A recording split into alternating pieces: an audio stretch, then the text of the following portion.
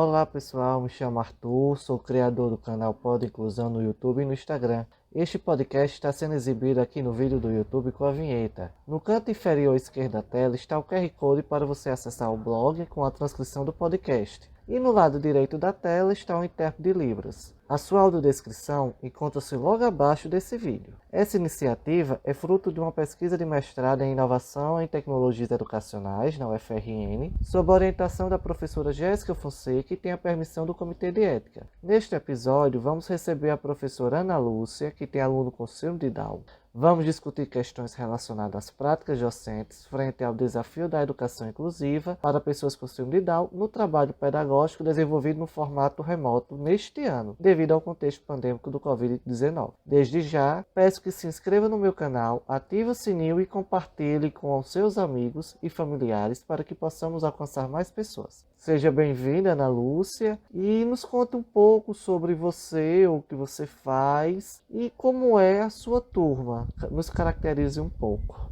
Eu sou Ana Lúcia, professora da Rede Pública de Ensino, sou pedagoga e especialista em gestão e coordenação escolar. Trabalho na educação há 20 anos, com experiências como professora do ensino fundamental menor, com turmas multisseriadas do 3º ao 5º ano. Fui vice-diretora de uma escola também de ensino fundamental menor durante 3 anos, diretora de uma escola de educação infantil na zona rural durante 8 anos e há 3 anos e 10 meses estou atuando como professora de educação infantil do município de São José do Seridó. Há 6 meses também comecei a trabalhar em outro município com crianças de creche 1. Em São José, trabalho com alunos de pré-2, com crianças de faixa etária entre 5 e 6 anos. A turma é composta por 19 crianças e, dentre elas, uma com síndrome de Down. O contato presencial com a criança foi de apenas 26 dias. É uma criança adaptada à escola,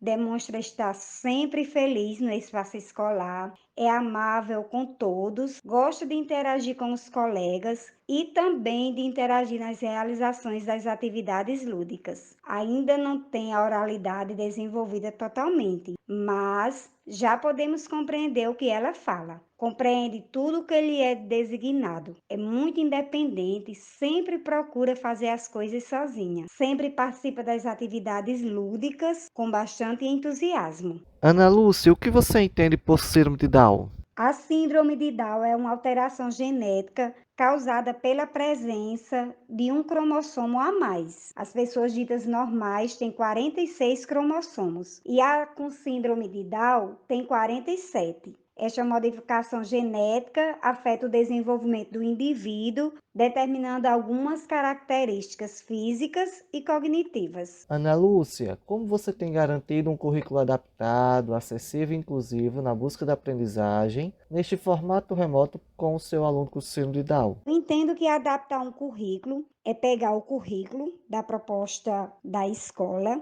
e adaptar aquelas atividades à criança que tem alguma limitação. E foi exatamente o que eu fiz. Não fugir do currículo das propostas de atividades que estavam sendo oferecidas às outras crianças, apenas adaptando para a criança com síndrome de Down. Muito embora, muitas vezes, deixei a desejar. Não atingi todos os meus objetivos, porque assim como a genitora disse que tinha dificuldade de desenvolver as atividades, eu também senti essa dificuldade de adaptar esse currículo, pois as atividades seriam desenvolvidas pela família da criança. E nos seus relatos, a sua genitora falava que não estava preparada para desenvolver as atividades com o filho, pois não conseguia despertar o interesse na criança. Mas busquei da melhor forma possível incluir o aluno com a ajuda e orientações da coordenadora pedagógica da escola a qual eu trabalho. É importante essa troca entre família e professor, família e escola, justamente buscar alternativas que consiga trazer atividades adaptadas conforme as preferências da criança. De que forma você adotou essas estratégias, Ana Lúcia? Sempre mantendo um diálogo com a sua genitora, trocando ideias, quais as preferências da criança, o que ela gostava de fazer.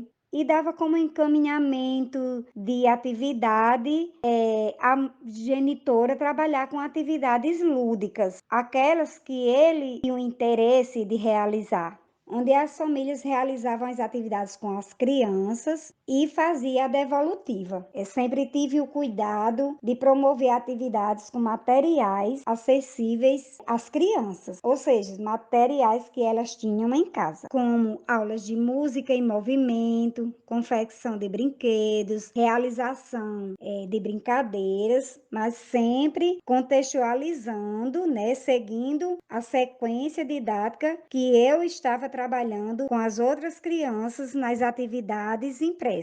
Ana Lúcia, quais foram as estratégias que você buscou para trabalhar atividade na educação infantil antes da pandemia com seu aluno com síndrome de Down? Início do ano letivo, eu percebi que a criança não gostava muito de escrever. Então, ela mantinha muito o foco em desenhar, pintar, gostava de usar a tesoura. Então, eu aproveitava essas habilidades que ele tinha e que ele gostava de fazer e tentava incluí-lo da melhor forma possível, juntamente com as outras crianças. E na parte da escrita, utilizava de outros recursos para a criança escrever. E durante a pandemia, de que forma isso aconteceu? No início das aulas remotas, obtive sucesso. As famílias estavam bem empenhadas na realização das atividades, mas depois de um mês, elas optaram por atividades impressas, alegando não ter muito tempo disponível para realizar as atividades lúdicas e também porque estavam preocupadas com o desenvolvimento da linguagem escrita da criança. Então, comecei a trabalhar com atividades impressas, seguindo uma sequência didática, contemplando os objetivos e campos de experiências do documento curricular do RN. Já com o meu aluno com síndrome de Down, eu não obtive sucesso com esse tipo de atividade. As atividades impressas. Embora já consiga escrever algumas letras e números, não sente interesse por esse tipo de atividade. Já no final das atividades remotas, eu fui orientada a fazer um quadro mágico para a criança. Então, é um recurso, acredito eu, que chama mais atenção e que eles gostam. Então, eu confeccionei o quadro mágico e dei à sua genitora para ela trabalhar com a criança em casa. Ana Lúcia, nos explique melhor como é que funciona esse quadro mágico. O quadro mágico é uma forma inovadora do professor estar trabalhando com essas crianças que sentem essa dificuldade de escrever no caderno, principalmente as crianças que têm essas limitações. O quadro mágico você pode estar trabalhando o nome da criança, as letras do alfabeto. O ano passado eu trabalhei com todas as crianças na sala. Eu tinha uma criança com autismo e outra com hiperatividade. Então, foi uma das melhores formas que eu encontrei de trabalhar com essas crianças. Então, eu incluí todas as crianças. Então, assim, foi um sucesso e acredito eu que outros professores poderão estar trabalhando outros tipos de atividade com esse quadro. Ana Lúcia, quais são as dificuldades que você encontrou na interação entre os pares antes e durante a pandemia com o trabalho remoto? Durante o período que ficamos na escola, não enfrentei desafios com relação à interação da criança com síndrome de Down com as outras crianças. Ela interagia normalmente com os colegas. Porém, no período de aulas remotas, senti essa dificuldade, porque não houve interação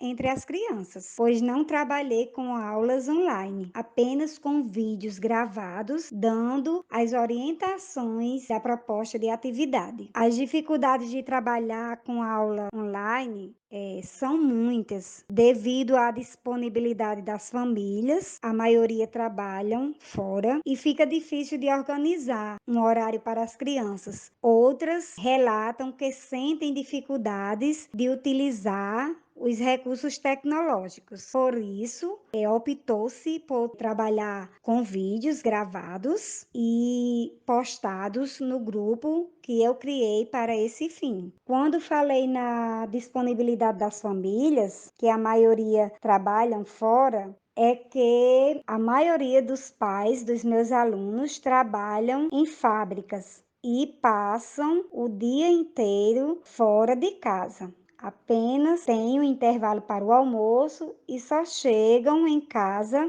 já à noite. Então, fica difícil trabalhar com aulas online dessa forma, porque os pais já vêm de uma longa jornada de trabalho, chegam em casa já à noite e à noite não é interessante para trabalhar com crianças de educação infantil. Então, outro ponto negativo para trabalhar com crianças de educação infantil com aulas online é a questão delas ainda não ter se apropriado dessas ferramentas que são utilizadas para trabalhar com aula online. E a maioria dessas crianças ficam com pessoas que também não têm o conhecimento dessas ferramentas. Então, por isso que optamos, não só eu como os outros professores da escola a qual eu trabalho, optamos em trabalhar com esses vídeos gravados, onde as famílias relatavam que assistiam os vídeos com as crianças no momento que elas estavam disponíveis. Ana Lúcia, como você percebeu a garantia do desenvolvimento e aprendizagem do seu aluno com síndrome de Down? Sinceramente, não. Acredito até que para a maioria das crianças não houve essa garantia de desenvolvimento e aprendizagem significativa. O documento curricular da educação infantil deixa bem claro em um dos seus objetivos que a criança aprende nas interações e brincadeiras. E mediante o contexto atual que vivenciamos, não foi promovida essa aprendizagem. Ana Lúcia, você vê o ensino remoto como uma possibilidade para a aprendizagem para as crianças com síndrome de Down na educação infantil?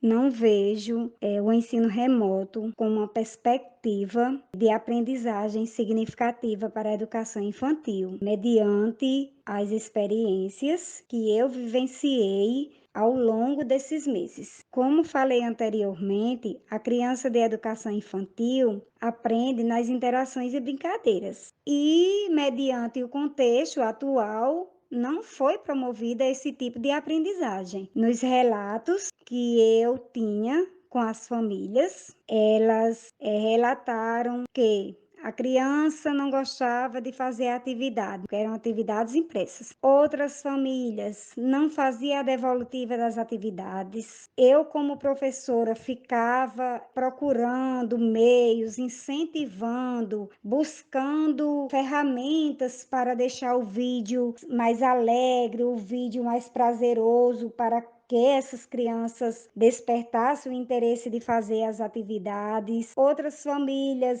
não davam muita importância àquele tipo de atividade. Era como se elas estivessem sendo pressionadas, obrigadas a realizar a atividade com a criança, e isso é muito angustiante para nós professores. Desde já, Ana Lúcia, agradeço a sua participação neste podcast e você tem algo mais a nos dizer? Arthur, eu quero agradecer por você ter me dado a oportunidade de participar desse momento. Espero ter contribuído de alguma forma e também de ter atendido às suas expectativas para enriquecer a sua pesquisa. Muito obrigada. Quero agradecer à intérprete de Libras por ter proporcionado esse momento de acessibilidade para pessoas surdas. E terminamos por aqui mais um episódio do podcast. Desde já, não deixe de comentar aqui no meu canal e se inscrevam, ative o sininho e compartilhe com seus amigos e familiares para que possamos alcançar mais pessoas. Até lá!